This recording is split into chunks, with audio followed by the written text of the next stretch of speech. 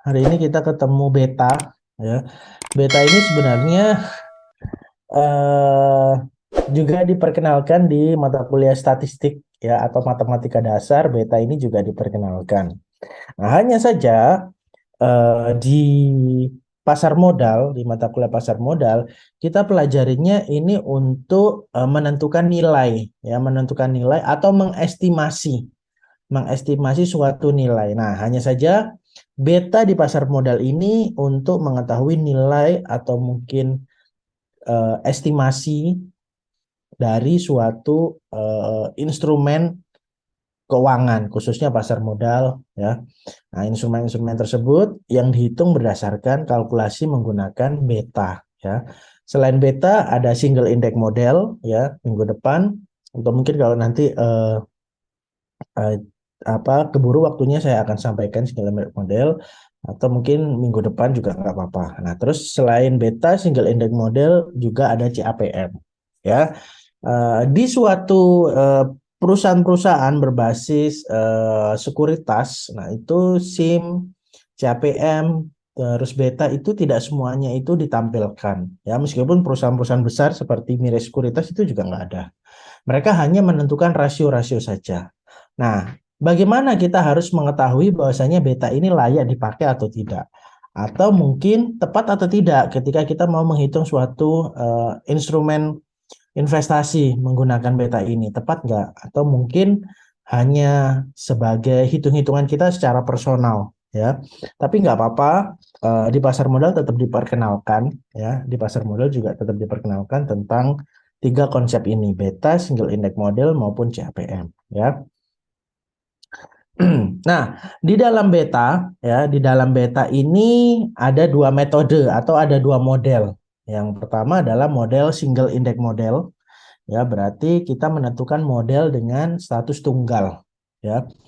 Nah, dan yang kedua itu kita memperkenalkan dengan model yang capital asset pricing model. Jadi aset-asetnya itu kita hitung, ya, menggunakan CAPM ini. Jadi dalam beta itu ada dua ini, SIM sama CAPM. Nah, di dalam beta selain model tunggal maupun model asset pricing itu juga kita belajar tentang bagaimana menentukan beta pasar, menentukan beta akuntansi fundamental maupun beta portofolio. Nah, beta pasar ini bisa dari indeks harga saham gabungan bisa, atau mungkin kelompok-kelompok industri sejenis seperti industri manufaktur, khususnya makanan dan minuman, atau industri pertambangan dan sejenisnya, nah, atau perbankan dan sejenisnya. Nah, ini ini beta pasar kita bisa tarik, ya, kita bisa tarik dari sisi rasio keuangannya maupun rasio non keuangannya, pasar ini positifnya di mana, ya. Nah, itu.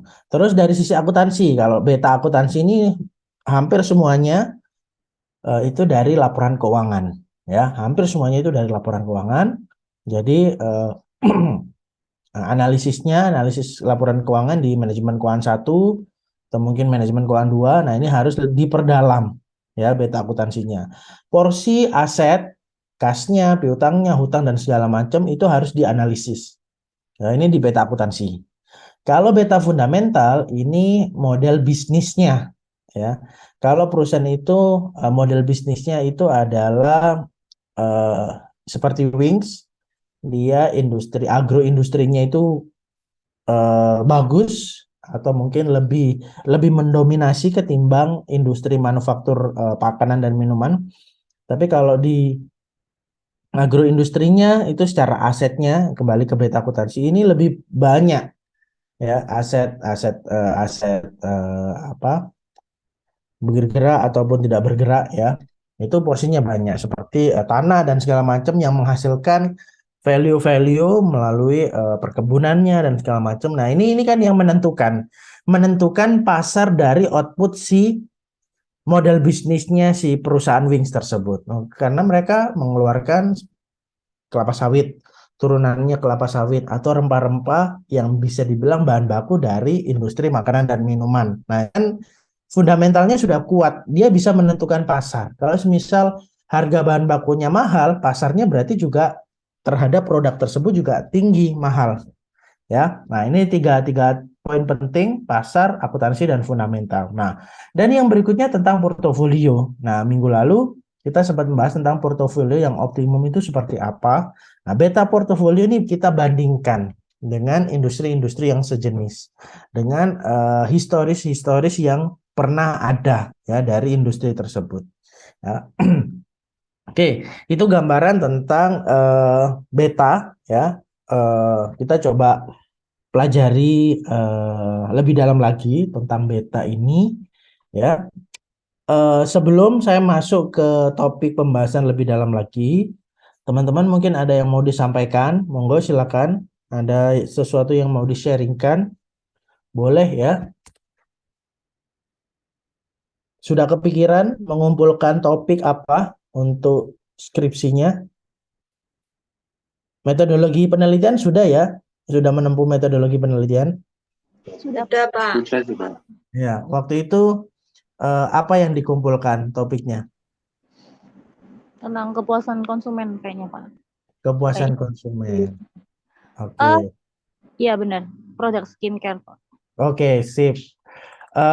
Kayaknya harus lebih detail ya, produk skincare, terus kepuasan konsumen, offline maupun online, menggunakan e-commerce dan segala macam atau tidak. Ya, ini kan berhubungan dengan kepuasan konsumen. Konsumennya puas, akhirnya mengambil keputusan untuk membeli produk tersebut. Nah, produk tersebut bisa dibeli di mana? Offline apa online? Nah, ini harus detail.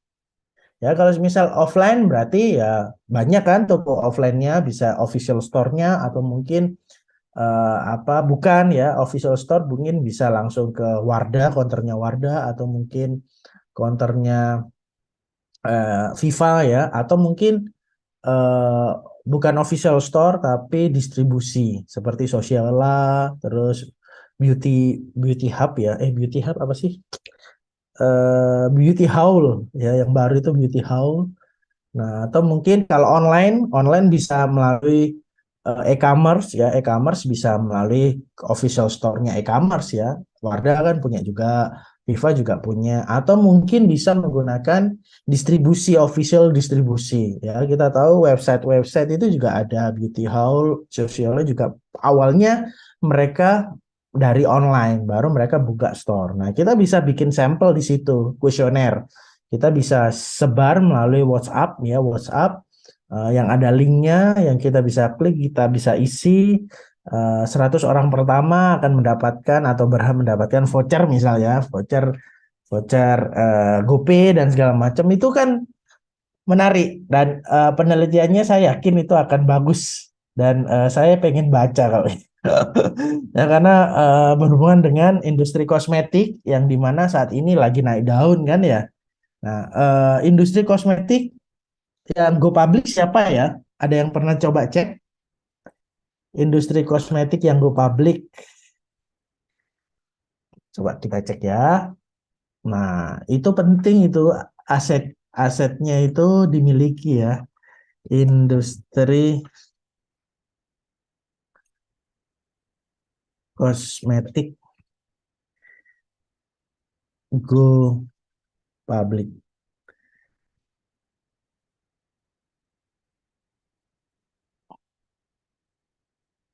Oh, Unilever ya. Unilever itu Victoria Care. Oh, Victoria Care. Victoria Care ini apa ya produknya? Kalau nggak salah perusahaan Maklun ya Victoria Care ini.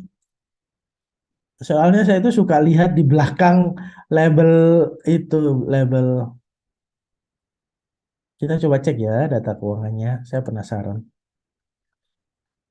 Data keuangan Victoria Care. Victoria Care, Victoria Care. Mari kita coba cek. eh Apa? IDX. Saya baru nggak kalau Victoria Care itu ternyata TBK. Kalau Unilever kan udah tahu lah ya. Victo, Victo,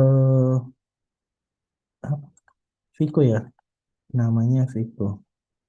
Oh Vici, Vici. Bentar ya. Fiji. Laporan tahunan Fiji.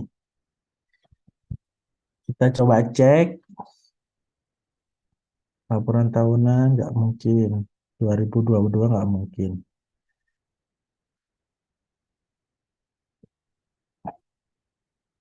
Kok April? Nah, kita coba cek ya. Oh, bukan ini salah. Penting loh teman-teman, lihat ini ya. Mana tahu kita jadi pemilik sahamnya di sini, kan lumayan.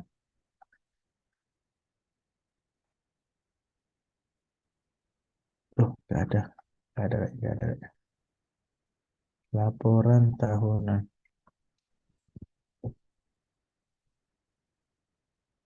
laporan keuangan. Kok menu?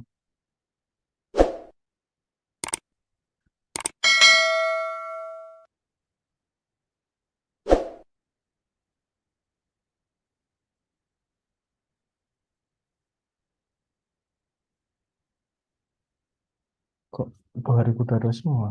Yang annual ada nggak ya? 2021. Laporan penyampaian. Saya agak bingung tampilannya IDX yang baru nih. Fiji.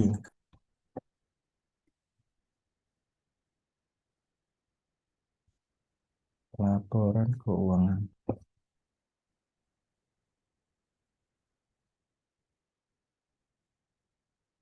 Fiji 2021. Betul, nggak ada loh.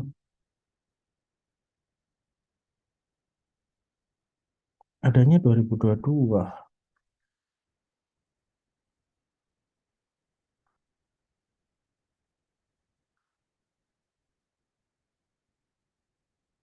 Sorry, kok ini yang saya buka?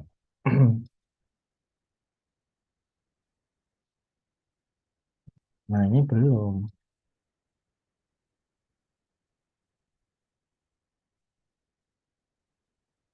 Fiji.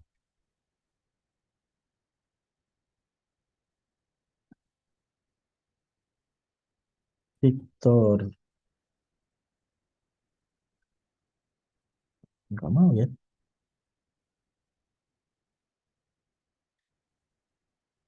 Agak aneh loh ya ini.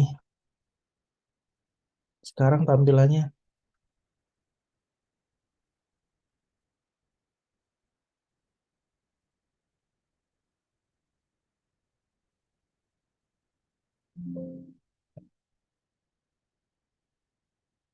Fi-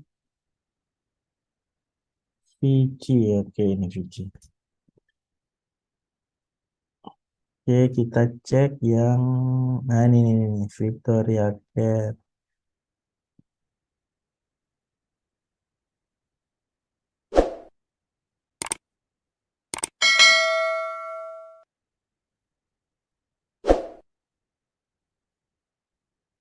Ya, ini Victoria Care.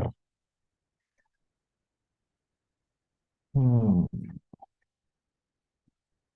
kalau belajar pasar modal ini ya yang dibuka laporan keuangan terus. Oke, asetnya, cashnya nggak banyak loh. Tapi piutangnya kenapa besar sekali? Persediaannya juga besar sekali. Ya, kemarin ada yang bikin perbandingan Vici nggak ya? Belum ya kayaknya Victoria Care ini. Ya, belum. Ini cashnya nggak besar loh, tapi piutangnya ini besar. Hati-hati. Total asetnya 900 sekian, hutangnya 200 sekian. Oke. Eh, anak usaha, anak, anak,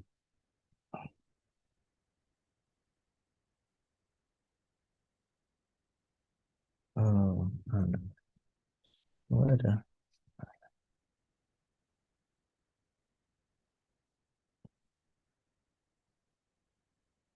timbangan, pertimbangan, pertimbangan. Kantitas.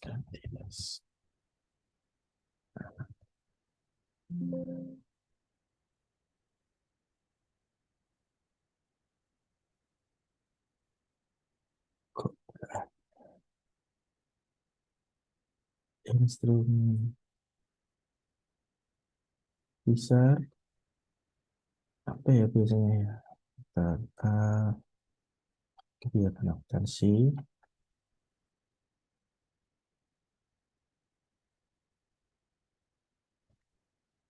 Mungkin kalau dia sendiri pasti ada anaknya. Anaknya itu siapa saja?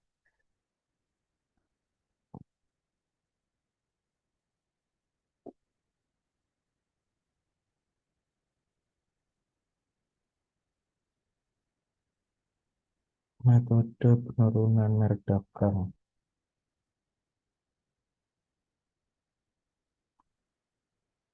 Ada perpajakan, imbalan kerja, aset keuangan. Hmm.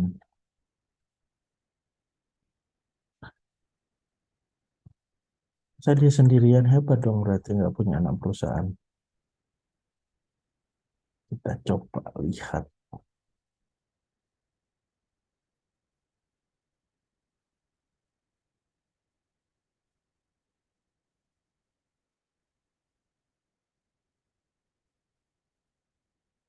Oh ini. Oh gasnya di gasnya dia, piutangnya, piutang lain-lain. Hmm. Piutangnya lo besar sekali ya. Heran saya. Kenapa besar sekali? Triliun ya ini. Kan ini. Oh 156 M. Ini 815 juta. Iya. Uangnya cuma 2 M. Kas setara kasnya 2 M. Piutangnya banyak ini. Kenapa nggak ditagih nih sama bagian finance? Kasihan sekali loh.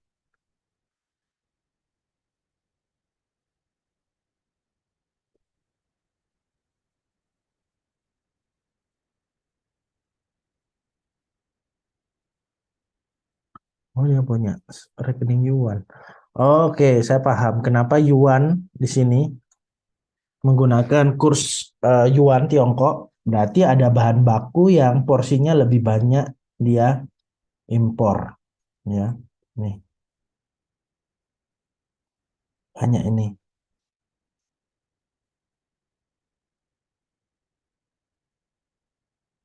Hmm. Oh ini dia. Rincian rincian piutang usaha pihak ketiga berdasarkan pelanggan. Oh, piutangnya Alfa banyak ternyata. Jadi produk-produknya Victoria Care itu masih nangkring di toko-tokonya Alfa, belum dibeli oleh konsumen akhir. Ya, jadi silakan teman-teman produknya Victoria Care dibeli. Ya, jangan beli barang-barang impor terus. Mitra Sekawan, Bumi, Borneo, Cahaya Makmur, Lautan. Ini Itu Mitra Sekawan. bawahnya kayaknya Indomaret, Pak, yang Indomarko itu ya. Yang oh ya sama ini berarti kan toko Sama. ya Alfa Indomarko ini sama. Jadi produknya kan nggak bisa piutangnya kan nggak bisa ditagih kan karena masih barangnya masih nangkring di toko ya. Karena kan mungkin terminnya bisa lebih sebulan, 2 bulan, 3 bulan kan. Ini jatuhnya piutang ini, piutangnya paling banyak. Parmon ini perusahaan apa ya? Ini pasti anak usahanya. Kita coba cek. Ini kalau menganalisisnya kayak gitu teman-teman. Hmm, Gatot Subroto. Kayaknya ini distributor kali ya. Oh, PPL ya. PPL ini kayak industri distribusi kosmetik, consumer good. Iya kan ini kan distributornya. Jadi dia distributornya, ini anak perusahaan bisa jadi ya. Distributornya dari produk-produk yang diproduksi oleh Victoria Care. Ya, Victoria Care ini saya tuh kayak penasaran. Yang nangkring di toko itu produknya apa ya? Iya, Pak, produknya apa aja, Pak? Victoria. Saya penasaran. Saya soalnya suka pakai produk-produk lokal. Oh, Miranda. Saya baru ngeh kalau itu Miranda. Ada parfumnya juga. Oh, ada parfumnya juga. Oh, astaga. Herboris ini punyanya Victoria Care ya ternyata. Semarang kan kalau nggak salah ini. Iya, ini Pak manufakturnya di Semarang. Ketika ketika Bali Bali penurunan apa wisatawan ini benar-benar terdampak ini. Karena Victoria Care ini bukan hanya eh, nge-branding produknya untuk Herboris, tapi dia juga bikin produk untuk amenities ya, amenities yang di hotel-hotel. Ketika hotel-hotel itu okupansinya itu menurun, Victoria Care ini juga terdampak. Victoria Care ini juga terdampak sehingga ya terpengaruh sama bisnisnya. Jadi sekarang kan sudah nggak ada COVID ya, orang sudah berliburan, orang sudah masuk hotel dan segala macam. Jadi sabun, odol, apapun ya yang berhubungan dengan body care dan segala macam ini kan pasti dimasukkan ke hotel-hotel tersebut. Nah, jadi kalau semisal teman-teman mau invest di Victoria Care, nah itu juga harus dianalisis secara fundamentalnya ya, bukan hanya menghitung rasio saja, tapi juga menghitung bukan hanya menghitung rasio-rasio saja, CAPM, beta dan segala macam, bukan, tapi juga analisis itu juga dipakai. Nah, ternyata saya barunya loh, kok nggak asing Victoria Care. Oh, ternyata Herboris ya. Bagus itu. Saya belum pernah visit ke pabriknya sih yang di Semarang. Saya lebih sering lihat di beberapa counter-counter di PTC, Pakuan Mall itu kan mereka kan banyak counternya ya. Nah, itu bagus ini. Terus apa ya terakhir itu dia kayak mengeluarkan formula untuk helm itu helm sama kaos kaki. Nah ini saya lihatnya itu kayaknya baru pertama sih waktu itu. Terus banyak kan yang mengeluarkan. Saya baru ngeh. Yang populer kan memang eh Herboris sama Miranda. Oh ini Secret Clean. Nah ini awal-awal keluar saya coba. Oke, bagus ya. Saya belum menemukan Vitapam, Viva Kosmetik berevolusi mengeluarkan produk-produk kayak gini. Tapi dia bagus loh. Dia konsisten hanya di bidang kosmetik. Dia nggak berevolusi di industri makanan segala macam seperti Unilever. Ya, dia konsisten hanya di bidang itu saja. Menarik teman-teman. Berarti Parmon PPL ini adalah anak perusahaannya bisa jadi yang mendistribusikan produk-produk yang diproduksi oleh Victoria Care. Yang kita tahu brandnya itu Herboris sama Miranda. Ya. Nah, terus kita analisis kenapa piutangnya kok besar sekali. Oh, ternyata produk-produknya itu masih nangkring di toko Alfa sama toko Indomaret nih. Belum dibeli oleh konsumen. Nah, kalau mitra sekawan, ini kalau mitra sekawan ya, kalau saya itu nggak salah, ini yang ada di Sidoarjo. Sekawan kosmetik ya. Semoga saya tidak salah. Nah, ini perusahaan maklum juga, teman-teman kalau misal mau create eh, apa produk skincare ya harus dari mitra sekawan. Oh, bukan beda ding. Dia hanya distributor saja. Dia hanya distributor. Ya. Oh, astaga. Victoria Care ini juga perusahaan maklun. Victoria Care ini juga perusahaan maklun. Jadi kita misal mau bikin skincare sendiri, terus yang memproduksi adalah Victoria Care, dia hanya nggak ada label. Ya kita nge-branding sendiri atau ngasih label sendiri. Ya kan? Nah ini, jadi kalau misal teman-teman mau bikin ya ke Victoria Care. Nah ini berarti CV Mitra ini dia nge-branding sendiri. Banyak kok sekarang teman-teman. Kalau semisal kita punya modal ya, nggak harus sendirian. Kita bisa berpartner dengan banyak orang, beberapa orang yang kita kenal dan cukup baik. Kita bisa berpartner di sana untuk bikin suatu produk. Ya datang aja ke sini ke Victoria Care atau mungkin perusahaan maklon di Surabaya, Sidoarjo, Gresik itu lumayan banyak ya. Oke, itu kalau semisal pengen tahu industri-industri kosmetik yang penting untuk kita analisis ya, kira-kira seperti itu. Oke, teman-teman ada yang mau disampaikan? Silakan, kita boleh sharing-sharing ya. Kita nggak ada kuliah tatap muka ya, bener kan ya? Online terus kan? Saya juga agak nanggung. Online terus, Pak. Ya udah online terus ya. Soalnya kalau semisal hari Jumat cuma satu mata kuliah saya harus datang ke kampus nggak apa-apa. Nah hanya saja kalau semisal kita harus ketemu di kampus, nah jam pertamanya itu online, full online karena semuanya luar kota. Nah hanya saja kalau saya di kampus jaringannya juga kadang nggak stabil, saya juga agak malas. Mending saya di rumah atau di kantor, ya. Ya itu keterbatasannya kalau semisal full online atau mungkin full offline ya. Jadi kalau semisal hanya satu hari kita mau ketemu ya nggak apa-apa. Tapi kalau terusan online PR ya kayaknya. Oke, ya. Tapi jangan jangan khawatir kalau misal teman-teman ketemu saya di luar atau mungkin mau mau ketemu saya di luar nongkrong atau apapun ya boleh ya. Saya welcome orangnya. Jadi selama waktunya bisa sama-sama bisa kita ketemu aja ya.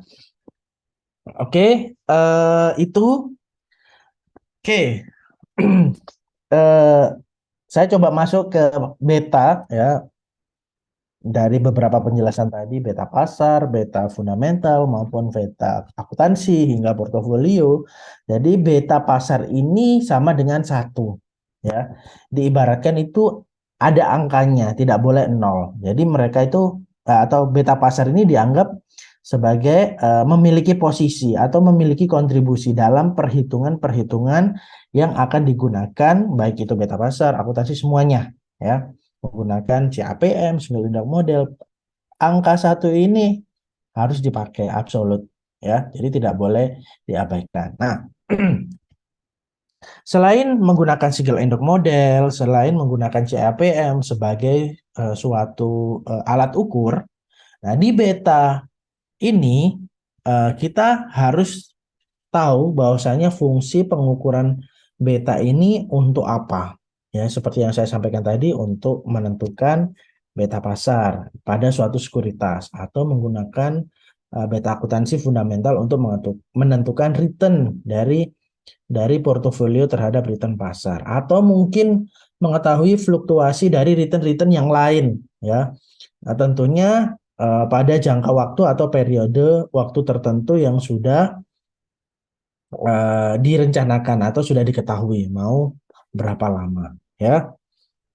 Oke, pada beta ini tiap-tiap sekuritas itu memiliki porsi masing-masing ya. Jadi kita nggak bisa menghitung barengan atau bersama-sama SIM sama CAPM itu langsung dihitung bersamaan tidak, tapi mereka berdiri sendiri-sendiri ya atau menggunakan teknik-teknik yang tanpa melibatkan beta itu juga boleh ya. Jadi kayak data di Badan Pusat Statistik ya di BPS itu bisa dijadikan data historis suatu beta ya. Ya bisa dianggap sebagai data pasar, data akuntansi ataupun data fundamental ya. Di BPS atau mungkin di apa kemarin itu saya coba buka di sini eh oh nggak ada di sini ya. eh, Bank Indonesia BI BI sorry BI. Nah ini di sini ini juga bisa ya. Sini juga bisa. Mana datanya ya? Nah tinjauan kebijakan. Oh kok September harusnya masuk di hmm, laporan laporan. Nah tinjauan kebijakan moneter November. Kalau ini kan September. Nah kita coba cek di November. Desember belum keluar ya. Contoh seperti ini teman-teman ya. Contoh, ini juga bisa dijadikan beta pasar atau beta historis dalam penentuan atau perhitungan. Contoh seperti ini. Bentar ya. Nah ini, pertumbuhan ekonomi global. Nah, ini bisa dijadikan data untuk menghitung beta, baik single index SIM maupun CAPM ya, baik itu SIM, single index model atau eh, CAPM ya, Capital Asset Pricing Model ya, CAPM. Ini data ini kan data historis, ya, data-data pertumbuhan atau mungkin data-data komoditas ekspor ya. Jadi apakah semua produk-produk yang diproduksi oleh Victoria Care itu semuanya didistribusikan di dalam negeri? Nah, bisa jadi ada yang diekspor juga. Mungkin tidak dalam kemasan kecil-kecil, mungkin dalam kemasan yang jerigen-jerigen ya mungkin, atau mungkin eh, ber berkantong-kantong ya, itu bisa. Nah, ini bisa karena kan kita kan nggak tahu ya, mungkin ada industri-industri tertentu yang mereka tidak memproduksi dari mentah hingga jadi barang jadi. Mereka juga mungkin mengekspor barang setengah jadi atau mengimpor barang setengah jadi, atau di Vietnam, Afrika mungkin ya, atau mungkin Asia-Asia lainnya. Mereka mendatangkan barang dari Indonesia seperti body care, tapi nggak ada brandingnya, tapi masih kosongan. Nah, mereka tinggal kemas, terus mereka tinggal distribusikan dengan branding sendiri. Nah, ini bisa dijadikan bahan ya. Ya, ini anggap aja di lain-lain ini porsinya ya. Nah, tapi kan lain-lainnya harus jelas. Kalau di industri pertambangan malah ini lebih jelas lagi. Seperti ini, batu bara, tembaga. Jadi kalau misalnya mau menghitung atau membandingkan beta SIM maupun CAPM dari industri batu bara. Nah, ini data data beta historisnya dari sini ya. Ini bisa. Hmm, Kalau ini nggak bisa, ini kurva. Nah, ini pada prinsipnya dari data angka. Nah, ini bisa. Itu pendapatan negara.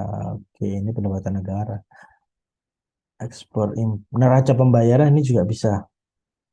Tapi eh, produknya kurang detail ya. Kurang detail. SPN, surat berharga negara.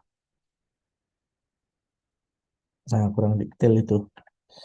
Nah, itu bisa dijadikan dasar untuk menghitung SIM atau CAPM, ya dianggap sebagai data pasar, akuntansi ataupun data fundamental. Nah, kalau data akuntansi ya laporan ke akuntansi. Sorry ya, saya ngantuk sekali. Teman-teman nggak ngantuk kan kayak saya? Saya habis makan tadi, sebelum mengajar makan dulu. Jadi kayaknya kandungan gulanya tinggi. Jadi saya Ngantuk juga, Pak. terus kayaknya hujan itu ya di luar. Jadi kayak kayaknya ngantuk ya. Ya makanya kita santai aja ya kelasnya. Oke, itu data pasar, akuntansi sama fundamental.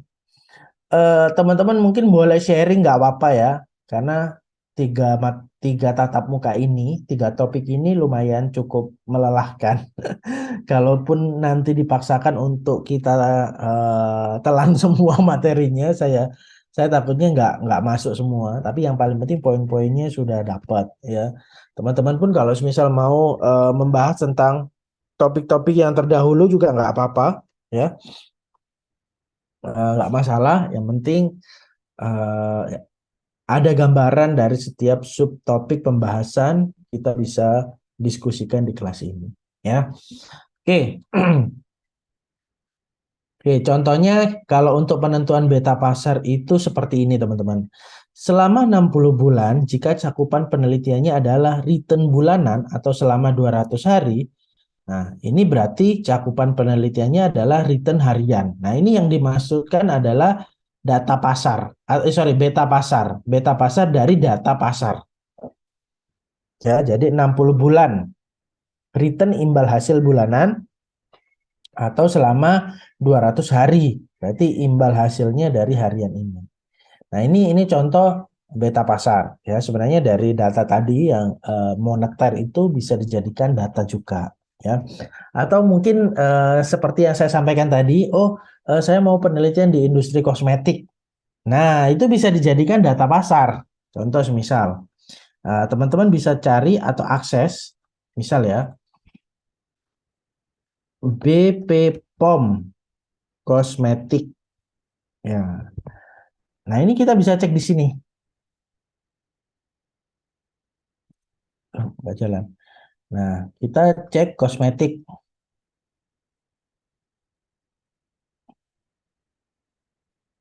Database notifikasi kosmetika. Nah, ini bisa dicari ya. Data produk. Nah, semoga tampilannya nggak berubah. Nah, ini notif.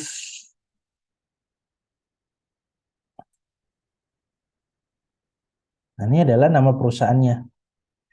Nah, ini kan produk-produk kosmetik ya, teman-teman. Nah, ini kan masuk kategori eh, apa? Industri kosmetik. Nah, kalau semisal kita mau masukkan satu-satu ya PR-nya banyak. Nah, nggak usah harus dimasukkan satu-satu karena datanya pasti masih nih sampai 2000-an. Nah, tapi harusnya ada laporannya atau harus login kayaknya ya, harus login untuk mengetahui bahwasanya industri kosmetik tertentu dari 5 tahun terakhir mengalami peningkatan sehingga muncul pelaporan kosmetik-kosmetik baru ke POM atau BP POM ya, berarti kan kalau perusahaannya sama tapi produknya itu banyak, nah berarti kan mau nggak mau mereka harus lapor di sini di BP POM ini ya, pertama di BP POM sini ya, nah mereka harus melapor di sini.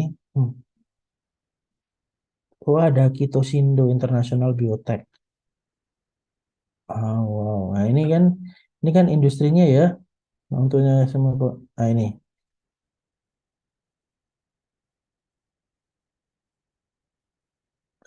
masih loading. Nah, ini kita bisa cari di sini.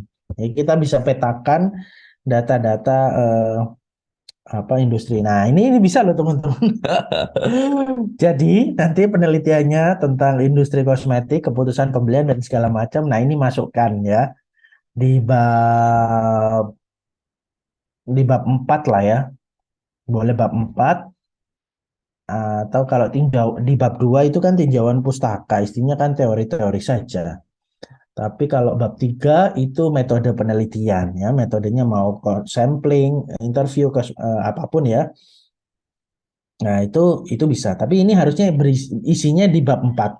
Hasil ya, bahwasanya pada kurun waktu tertentu 5 tahun dan segala macam ya, itu mengalami peningkatan produk-produk kosmetik ya, produk-produk kosmetik itu mengalami peningkatan.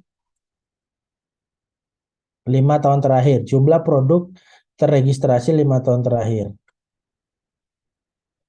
Ya, bergerak ya. Oh, saya tahu ini berarti harus di screenshot ini pastinya. Nah, ini ditampilkan aja tabelnya. Nah, tampilkan. Nah, ini harus ngeceknya di sini. Ya. Data-data historis kita langsung print screen di laptop, langsung muncul udah contoh seperti ini. Print screen 2022. Terus saya masukin di sini. Ini contoh. Langsung muncul. Nah, ini sudah data, teman-teman. Sebuah gambar, ukuran dan posisi. Eh, sorry. Harusnya di format gambar. Crop. Dari sini, Bu. Nah, ini udah bisa.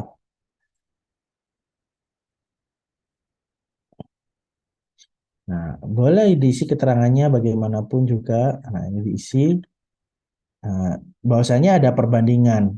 Kalau misal teman-teman mau bikin tabel pelengkap, ya tinggal dihitung aja dari sini. Ya kan? Oh, nanti kalau bingung saya ajarin, jangan khawatir ya. Nah, yang penting adalah tugas akhirnya harus beres ya. Perkara UAS, UTS itu bisa sambil jalan. Nah, ini. Pastikan pelan-pelan teman-teman harus cicil itu ya, nyicil itu supaya ada gambaran. Nah, ini industri kosmetik kan meningkat terus ya. Nih 2022. Bagaimana kalau 2001, 2021 kan? Tinggal print screen di sini. Nah, ini selamat pangkas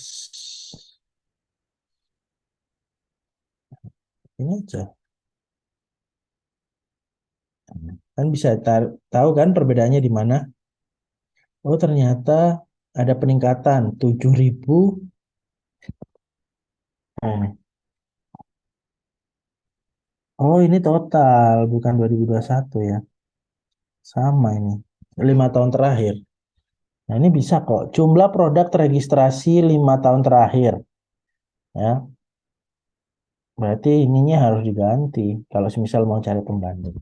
Ya, itu contoh teman-teman ya. Itu contoh. Menarik ya. Seru kayaknya bikin penelitian lagi. Jadi itu bikin skripsi. Oke, ya itu contoh kalau misal kita mau cari beta pasar. Ya, beta pasar dari data-data yang sudah ada kalau di industri kosmetik. Sorry, nah itu beta pasar. Atau mungkin kalau misal di perusahaan sekuritas, ya kita bisa bandingkan antara satu saham A dengan return indeks harga saham gabungan. Nah ini kan beta pasar. Indeks harga saham gabungan ini data pasar. Ya, kita bandingkan dengan saham satu perusahaan, misal Victoria Care tadi. Nah, kita hitung semuanya dengan metode plotting. Jadi ini diurutkan, ya. Ini nggak melihat berapa hari, berapa bulan dan segala macam, tapi melihat dari angka peningkatannya. Ya, makanya menggunakan sistem plotting. Tapi kalau di indeks harga saham di IHSG kan bisa berbeda-beda ya. Ada yang mungkin mengalami kenaikan, penurunan dan segala macam itu beda.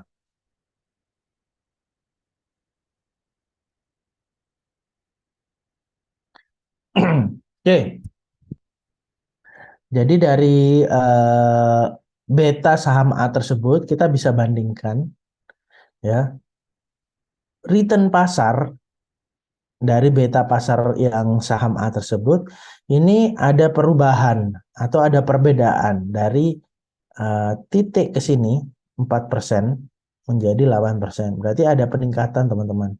Meskipun peningkatannya nggak tinggi, tapi 1,5 ini sudah bagus. Ya, untuk mengetahui beta pasar. Caranya dari sini 13,5%, ya. Rata-rata berapa? 7,5. Nah, 7,5 ini. Kalau misal di total semuanya ini baru dibagi, hasilnya 1,5. Nggak susah untuk menghitungnya, cuman eh, apakah ini mutlak dijadikan analisis ketika seorang investor itu mau memutuskan atau mengambil keputusan menanamkan sahamnya, ya. Banyak dasar-dasar yang harus diambil, salah satunya ya beta pasar ini, ya. Oke, atau mungkin menggunakan regresi. Ya, regresi ini kan kita dikenalkan di statistik ya, statistik 2 ataupun 3, 1 ataupun 2 itu ada untuk persamaan regresi, ya. Nah, ini dihitung juga beta pasar. Contohnya seperti ini. Semakin lama data periode observasi yang digunakan, makin baiklah hasil dari beta dengan teknik regresi. Ya, hanya saja eh, ada cara yang mungkin untuk menghindari benturan dari asumsi-asumsi beta yang bisa aja berubah-ubah. Nah, makanya single index model ini itu yang disarankan atau mungkin banyak yang menggunakan ya. Meskipun regresi bisa, tapi single index model ini yang dianggap ideal untuk menghitung beta atau menentukan beta pasar ini ya. Oke, contohnya seperti ini ya. Kalau ini kan ada di SPSS ya. regresi statistik, multiple R dan ANOVA dan segala macam. Ini tampilan di SPSS teman-teman. Nah, ini tampilan di SPSS. Nah, jadi kalau misal kita mau menghitung, ini menggunakan Excel, sorry. Kok mirip sekali? Ya kan, mirip sekali soalnya. Ya, jadi standar deviasinya 1, ya, regresi, residual, terus totalnya berapa. Nah, ketemunya sama kan, 1,37. Nah, ini ketemunya. Persamaan regresi, gitu.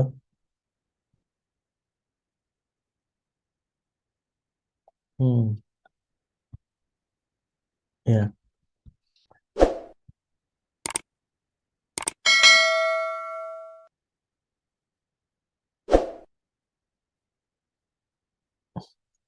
Agak berat memang ya. Kenapa saya masukkan subtopik ini? Ya, itu beta beta pasar cara penentuannya bisa menggunakan persamaan regresi. Nggak usah lah, nggak usah dibahas ini. Nanti tambah pusing, nggak jadi ujian kita orang. Oke, yang menarik adalah beta akuntansi. Ya, kalau pada beta akuntansi ini, ya yang pasti eh, dijadikan pelengkap. Ya, sama seperti beta pasar. Beta pasar itu bukan bukan metode mutlak, bukan metode mutlak yang dipakai untuk penentuan suatu perhitungan ya pada SIM ataupun CAPM. Tapi pada beta akuntansi ini dianggapnya pada suatu perusahaan sekuritas ini dianggapnya satu atau HI, HI ya, HI. Nah, makanya kalau di sini kan gampang sekali kan kalau mau menghitung labanya. Jadi kalau perusahaan-perusahaan yang masuk di bursa itu kan rata-rata semuanya laba, nggak ada yang rugi. Karena mereka juga bikin laporan keuangan itu sedemikian rupa supaya citranya secara keuangan itu sehat. Makanya kan labanya yang dihitung, ya. Nah, contohnya seperti ini. Nah, beta accounting ataupun accounting beta ya mulai dari saham A, B, C, sebentar, EM, oh bukan, EM, EA, EM, EA, EB. Ini perusahaannya ini perusahaannya EA, EB, EC, EM, ya, benar kan? Iya benar, benar, benar, benar, benar, benar. Ya. Laba dari perusahaan ya EA, EB, EC. Ya, ya, ekuitas. Ekuitas A, B, C, E. Nah, rata-rata dari beta akuntansi ini ya kita bisa menghitungnya menggunakan beta akuntansi perusahaan A yang sebelumnya. Bentar. Average, average EA, average EM. Oke, rata-rata EA sama rata-rata EM. Ya, ambil contohnya kovarian antara laba sekuritas A dengan laba pasar. Ya, semisal teman-teman mau menghitungnya, jadi 4,0 sama 4,9. Ini cari tahu dulu aja. Ini yang pertama. Makanya kan H1 tadi kan, H1 ke 1 HI, sorry, HI atau ke 1 beta akuntansi sekuritas yang pertama sama yang rata-ratanya. Nah, ini rata-ratanya 1. Nah, ekuitas yang kedua EB 1,15. Nah, nanti kan ketemunya sama. 4, average. Oh, average EA-nya rata-rata 2,55 EM ya.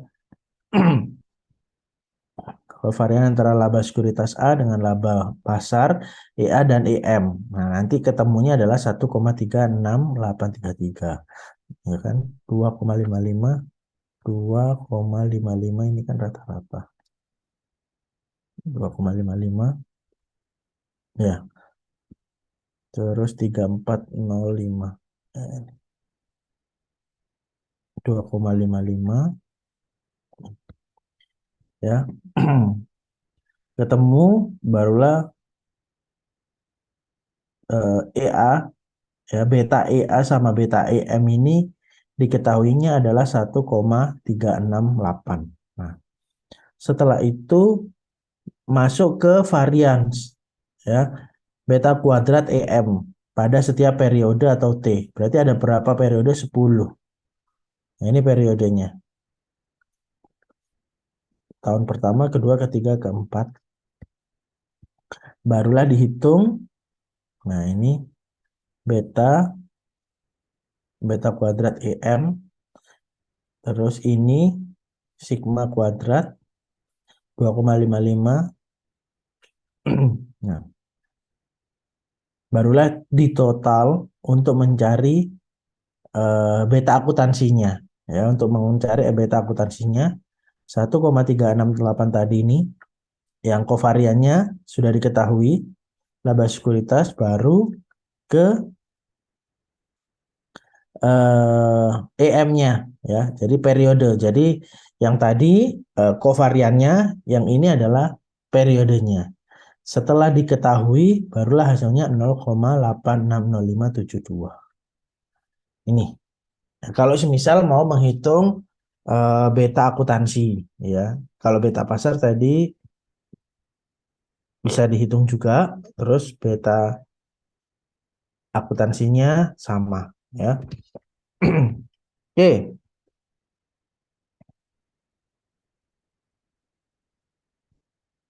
Oke, selain menggunakan kovarian sama, ya, selain menggunakan kovarian sama varian, sorry, kovarian sama varian, beta akuntansi juga bisa menggunakan persamaan regresi, ya, sama seperti beta pasar tadi. Beta pasar cuman ada kelemahan, makanya disarankan atau idealnya menggunakan single index model, ya. Nah, beta akuntansi nggak ada contohnya, tapi kurang lebih sama, teman-teman. Ya, kurang lebih sama, sama hitungnya, ya. Nah, carinya tetap HI, ya, beta akuntansinya. Oke, itu dua beta tadi, apa, pasar sama akuntansi, ya. Permisi, saya minum dulu.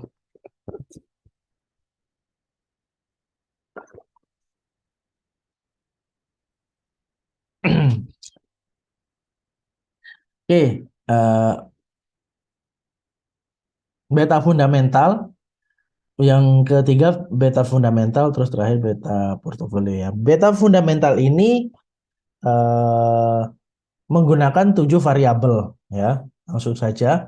Dividend payout, asset growth, leverage, ya. Liquidity, aset, earning variability sama accounting beta. Nah, hanya saja beta fundamental ini nggak semuanya itu dipakai, ya. Kalau misal teman-teman bikin penelitian tentang penentuan beta fundamental, jadi bisa hubungan atau mungkin analisis, ya, pengaruh, ya, boleh, ya. Tapi apa saja di dalamnya, ya, beta fundamental dari eh, perusahaan PT A, ya, dibandingkan dengan apa, indeks harga saham gabungan itu juga boleh, ya. Tapi yang penting referensinya harus ada, ya. Kalau referensinya nggak ada, pasti akan kesulitan untuk menghitung beta fundamentalnya, ya. Nah, di beta fundamental, kalau misal teman-teman mau hitung satu-satu, rumusnya juga bermacam-macam. Tapi paling tidak eh, pemahaman dari beta fundamental ini teman-teman juga harus tahu. Contoh seperti dividen payout ini, ya, dividen dibayarkan kepada pemegang saham ketika betanya itu adalah negatif, ya. Betanya negatif ini kan tidak selalu laba dan rugi, tapi betanya adalah negatif. Nah, kita bisa menghitungnya menggunakan pasar maupun akuntansi, Nih. Atau mungkin pada saat aset grow, ya, aset ada perubahan nggak setiap tahunnya, ya. Kalau misal ada perubahan, perubahannya itu ke arah positif atau negatif. Nah, ini berhubungan dengan aset grow. Kalau beta fundamental ataupun leverage, ya. Jadi kalau misal perusahaan itu memiliki kemampuan untuk melakukan pelunasan dari hutang jangka panjang, ini secara analisis beta fundamentalnya ini positif atau tidak. Nah, itu kita cek dari porsi asetnya, ya. Ini kan bisa dihitung menggunakan rasio eh, likuiditas, kayak kalau nggak salah di dalamnya itu profitabilitas, likuiditas, leverage, sama sama oh iya, leverage ini ya untuk menghitung hutang jangka panjang, ya. Nah, ini nggak harus dihitung juga, tapi dari membaca laporan keuangan kan bisa kelihatan ya, kapan dividen itu dibayarkan, atau mungkin kapan hutang jangka panjangnya itu eh, dilakukan apa? Oh sorry, berapa total hutang jangka panjang tersebut dengan total aset yang dimiliki oleh perusahaan. Nah, ini hubungannya positif atau negatif. Ini kalau semisal di leverage. Dari laporan keuangannya sebenarnya bisa dibaca. Nggak harus dihitung. Asetnya berapa? Tadi kan asetnya kalau nggak salah 900. Ternyata liability-nya atau hutang ya, yang pasti hutang itu 200. Berarti kemampuan perusahaan untuk menutup hutang sebesar 200 itu bisa atau mampu karena asetnya ada 900, ya. Kalau semisal kebalikannya, hutangnya 900, asetnya 200. Nah, ini patut diwaspadai, ya. Kemampuan untuk melakukan pelunasannya bisa jadi mengalami keterbatasan, ya. Oke. Oh sorry, ini leverage sendiri ya. Ya, ini yang liquidity ini hutang lancar ya. Hutang lancar ini eh, sama, sebentar, hutang lancar. Oh iya, hutang lancar ini kalau ini sama persediaannya teman-teman. Hutang jangka panjang dengan persediaannya, ya. Kalau ini aktiva lancar atau asetnya dengan hutang lancar, ya. Jadi ada perbedaan leverage sama liquidity dari sisi apa posisi total dari aset maupun aset maupun liability, yaitu itu mempengaruhi, ya. Kalau di aktiva lancar itu dibagi dengan hutang lancar atau current ratio, berarti hubungannya itu beta negatif atau positif. Nah, teman-teman harus cari, ya.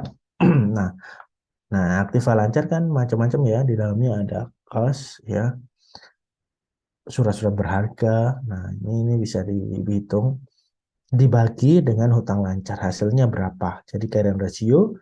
Nah, ini hubungannya negatif atau positif. Oke,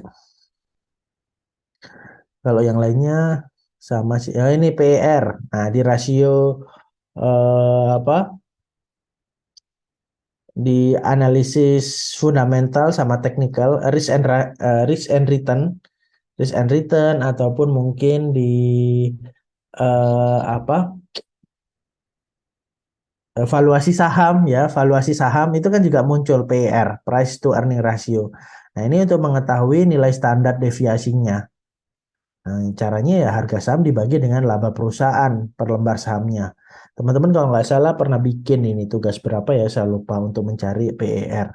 Antara tugas 3 atau tugas 4 saya lupa, ya. Pokoknya di valuasi saham. Nah, ini mencari PER, price earning to ratio.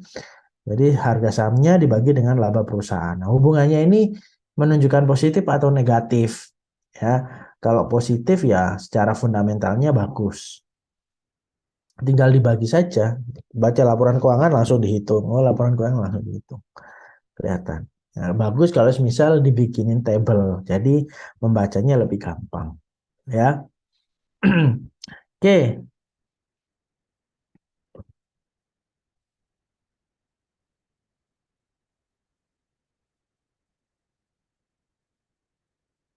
Oke, ya ada yang izin ya teman-teman, nanti dibantu isi absensinya.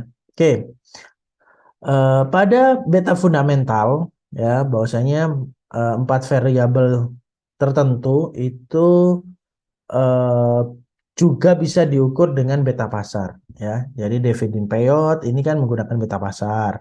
Leverage ya atau mungkin earning variability ataupun accounting beta ini juga bisa menggunakan beta pasar. Jadi empat variabel ini nggak harus dihitung atau nggak harus dicari, tapi cukup mencari beta pasarnya menggunakan single intake model ya yang ideal SIM.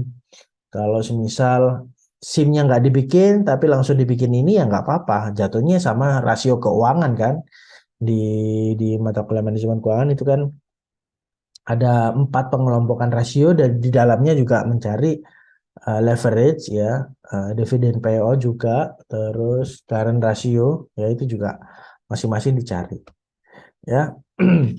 Oke, beta fundamental kalau dihitung menggunakan regresi ya, regresi multivariat itu bisa dihitung sebagai berikut ya. Ini contohnya seperti ini teman-teman. A0 plus A1 ya, dikali X1I plus A2 dikali X2I. Jadi ini sama ini. Ini menggunakan regresi. Ya, hasilnya seperti apa? Ya bisa dividend payout, grow, leverage, ya likuiditas atau size. Nah, ini sebenarnya sama untuk mencari ini. Kalau mau mengetahui beta fundamental hasilnya sebenarnya seperti ini. Ya. Oke, teman-teman. Mungkin ada yang mau disampaikan, silakan. Nggak usah dianggap berat ya mata kuliah ini. Ya, santai saja ya.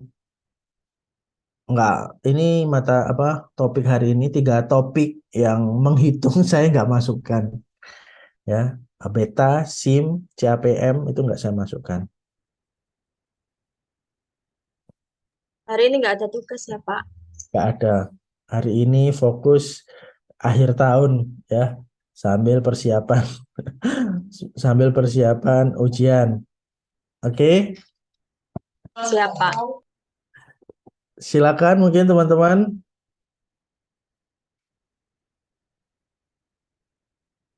Monggo yang ada mau disampaikan sebelum saya akhiri untuk kelas perkuliahan kelas hari ini ya, monggo silakan.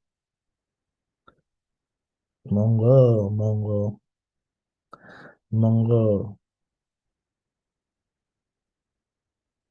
Belum ada, Pak. Belum ya. Oke, kalau nggak ada, eh, saya mohon izin undur diri lebih awal ya. Jadi, bentar, bentar ya teman-teman. Jadi kalau nggak ada, hari ini kan nggak ada tugas ya.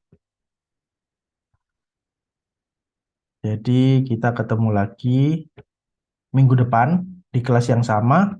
Setelah itu, saya mau pesan kalau semisal teman-teman apa masih ada tanggungan tanggungan tugas ya, pelan-pelan mungkin boleh dicicil ya, supaya nanti pada saat ujian akhir semester teman-teman juga nggak kesulitan ya untuk merampungkan PR-PR-nya ya. Oke, kira-kira itu karena bagaimanapun juga meskipun tugas itu tampaknya sepele ataupun mungkin seperti terabaikan karena setiap minggu ada aja tugas. Tapi paling tidak itu bisa membantu teman-teman untuk menambah poin ya. Saya saya khawatir nanti UASnya itu ternyata poinnya nggak sampai, jadi kan bisa terbantu dari nilai-nilai tugas yang teman-teman kerjakan ya. Semampunya saja ataupun mungkin kalau kesulitan boleh diskusi sama saya nggak apa-apa atau dengan teman-teman yang lainnya ya.